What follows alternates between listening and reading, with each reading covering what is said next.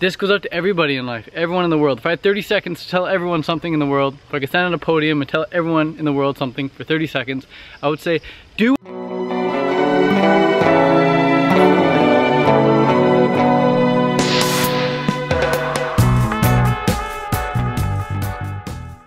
the single best piece of advice I can give you guys is to do what you want to do.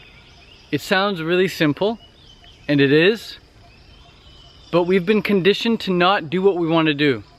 Through childhood, you know, we're made to do chores, we're made to go to school, we're made to go to our grandparents or go to our aunt and uncle's house, and we don't want to do these things, but we do them because we have to, because our parents force us, or at least we're so young that we believe that we have to. We're so young that we believe we have to do what our parents say. We're so young and ignorant that we believe we have to do what the authority says. But you get to a point in life where you, if throughout your childhood you really didn't like doing what you were told to do, and throughout your childhood if you really wanted to do something else, and you stick to that, you get to a certain age, maybe around age 18, 19, 20, maybe around age 30, where you're just like, man, I'm doing what I want to do for once in my life, for the first time in my life, no one's going to tell me otherwise. And you start living your life the way you want to live. You start living your life the way you want to live. And it's so rewarding. It's so rewarding. Nobody is telling me to make this video right now. I'm doing it because I want to make this video. No one's telling me to jump up and down right now. I'm jumping up and down because I want to jump up and down. No one's telling me to get to bed at 8 p.m. which is damn early for most people. I get to bed at 8 p.m. because I want to get to bed at 8 p.m. No one has to tell me to eat my fruits. No one has to tell me I should be eating coconuts because the coconuts are good for you, or no one needs to tell me to drink enough water so my urine's clear. I drink it because I want to drink it. I eat the stuff because I want to eat it. Go to bed early because I want to go to bed early. I train because I want to train. No one's got to tell me I need to exercise. No one needs to tell me to do anything. If they do, I take it as a suggestion, and maybe I consider it, maybe I don't. Someone says, hey Ted, you got to read this book. It's like, well, unlike in high school where you had to read the book, or else you fail, nowadays it's like, okay, cool, maybe I'll read the book, maybe I won't. I always do what I want to do, and I'm gonna suggest that you do what you want to do as well.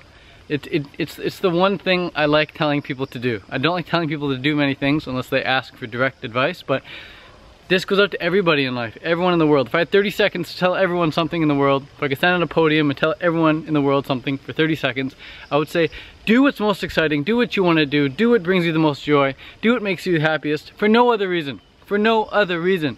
Don't do it because of this, don't do it because of that, don't do it because of him or for her. Do it for you. Do it for you. Do what you want to do for you. Do what you want to, do what you love just because you love it. You don't need any other reason. You don't need a reason.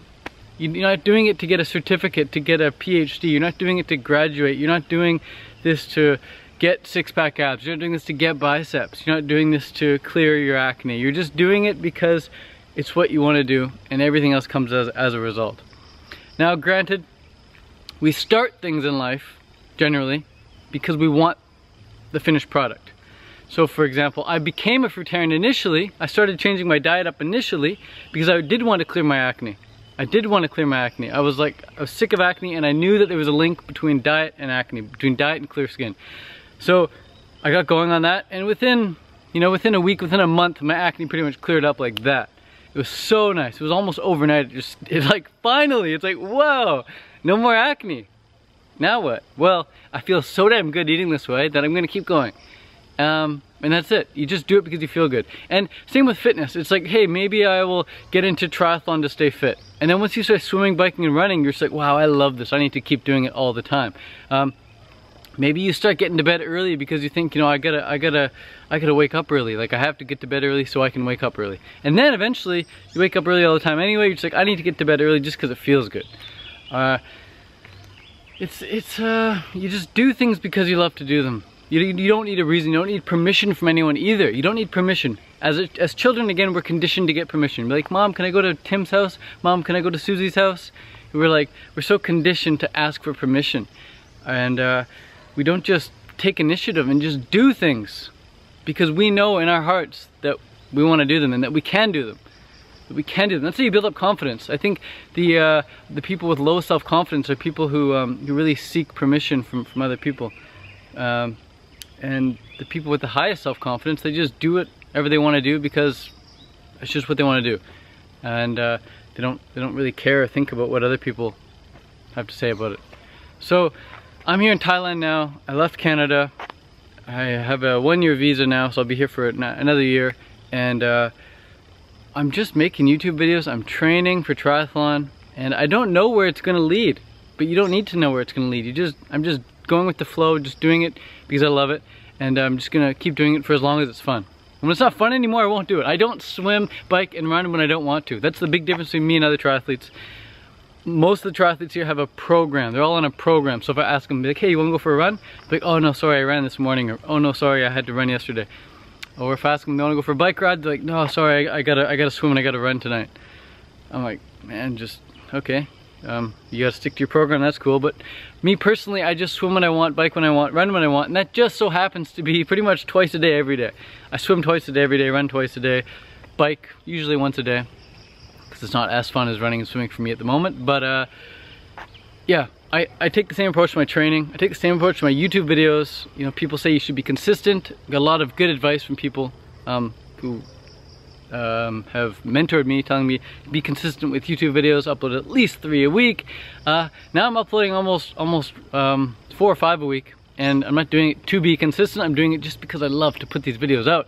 I put out 1 a day. Well, I put out more than 1 a day if I could, but I just don't feel I have enough to say in each day. Anyway, so yeah, just this video is supposed to be really short and snappy, but me going on rambling, whatever.